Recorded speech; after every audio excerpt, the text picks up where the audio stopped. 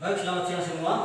Selamat siang, Pak. Hari ini kita akan pelajari tentang mata pelajaran IPS ya. Ya. Kamu senang tidak belajar IPS? Senang. Sebelum kita mulai, kita berdoa dulu ya. Ya. Berdoa, mulai. Berdoa, selesai. Baik. Tujuan pembelajaran kita IPS hari ini adalah setelah kalian pelajari dengan menggunakan pendekatan discovery learning, maka kalian diharapkan supaya bisa menentukan bentuk-bentuk interaksi dan menganalisis bentuk-bentuk interaksi sosial secara asosiatif dan disosiatif ya. Baik anak-anakku sekalian, sebelum kita belajar tentang bentuk-bentuk interaksi sosial, yang pertama kita harus mengetahui dulu apa itu interaksi sosial. Jadi interaksi sosial di sini adalah hubungan timbal balik antara dua orang atau lebih untuk mencapai tujuan tertentu. Jadi itu adalah interaksi sosial. Dari pengertian itu maka interaksi sosial itu memiliki ciri-ciri tertentu. Yang pertama adalah harus ada dua orang atau lebih. Kemudian yang kedua, mempunyai tujuan tertentu.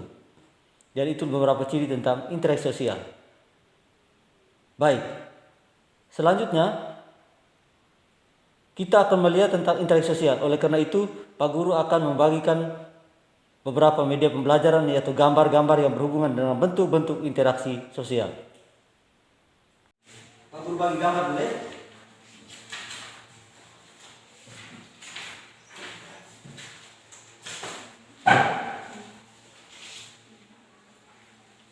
Setiap kelompok gambarnya berbeda ya. Nanti dari gambar itu kalian diminta supaya bisa menentukan. Dari gambar yang ada, kalian diminta untuk menentukan pertanyaan, merumuskan pertanyaan berdasarkan gambar yang kalian amati. Ingat materinya tentang interaksi sosial, bentuk-bentuk interaksi sosial. Dan di sini saya akan coba menanyakan sebuah pembelajaran yaitu tentang materi bentuk-bentuk interaksi sosial ini, yaitu pada PPT, poin-poin. Saya akan tanya, kamu amati.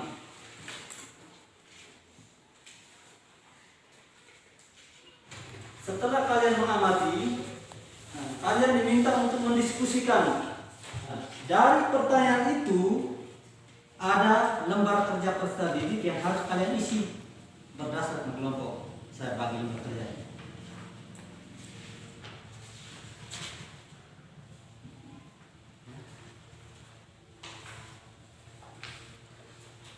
Ini materi.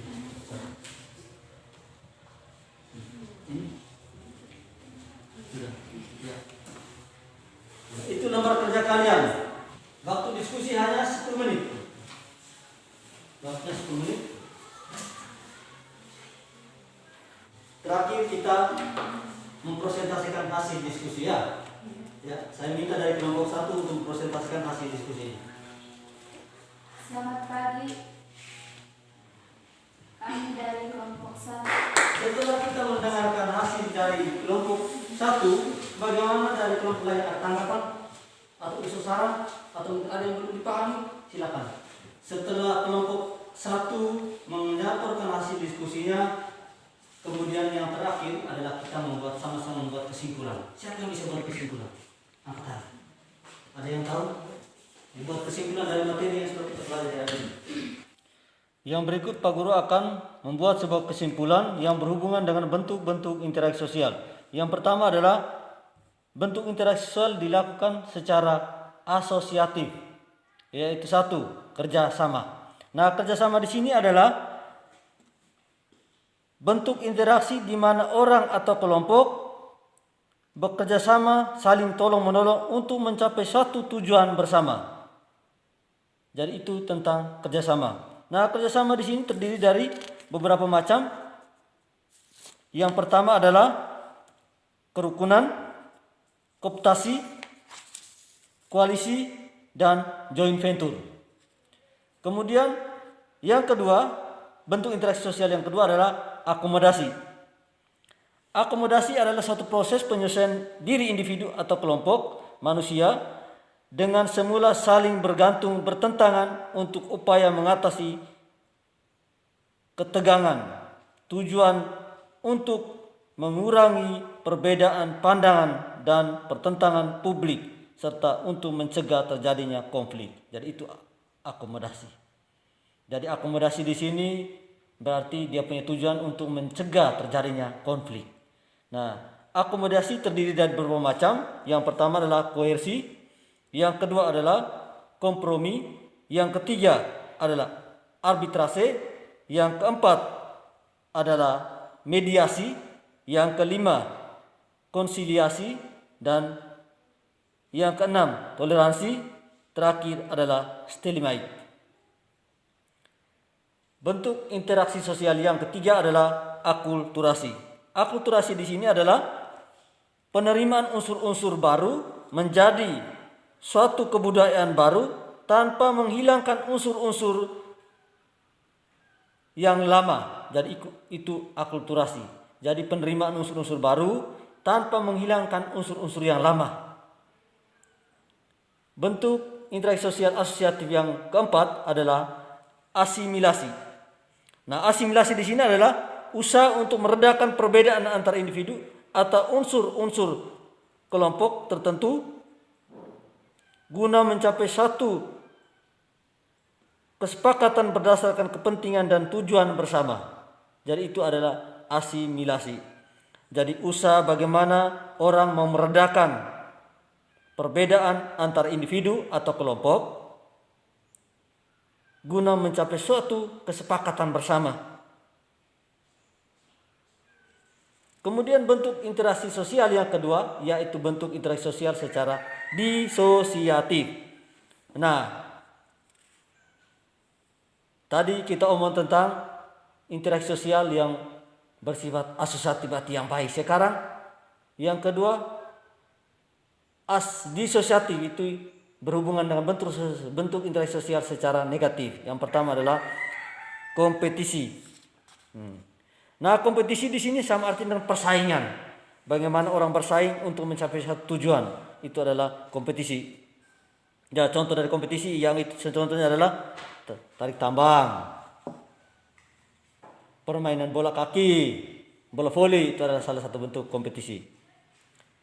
Yang kedua adalah konflik sosial. Konflik sosial di sini berhubungan dengan pertentangan. Konflik sosial sekarang yang kedua berhubungan dengan pertentangan, yaitu bentuk interaksi sosial disosiatif di mana terjadi perbedaan paham dan kepentingan antara individu atau kelompok. Jadi itu adalah konflik sosial. Jadi mungkin itu saja yang berhubungan dengan kesimpulan kita hari ini. Baik, menurut kalian pembelajaran kalian kita hari ini menyenangkan atau tidak? Menyenangkan. Baik, mudah-mudahan apa yang Pak sajikan hari ini bisa diserap dan bisa dipelajari di rumah ya. Nah, untuk itu pembelajaran kita hari ini cukup sampai di sini. Minggu depan baru kita sambung ya. Baik. Jadi jangan lupa proses pembelajaran kita hari ini akan dinilai semua, baik proses disiplin, kekompakan dalam kelompok akan dinilai semua. Dengan jurnal penilaian baru siapkan di sini. Ya, jurnalnya ada semua di sini. Baik. Jadi itu saja. Sebelum kita istirahat, mari kita berdoa bersama. Salah satu pintu doa. Berdoa mulai. Berdoa selesai. Baik, selamat pagi untuk kita semua.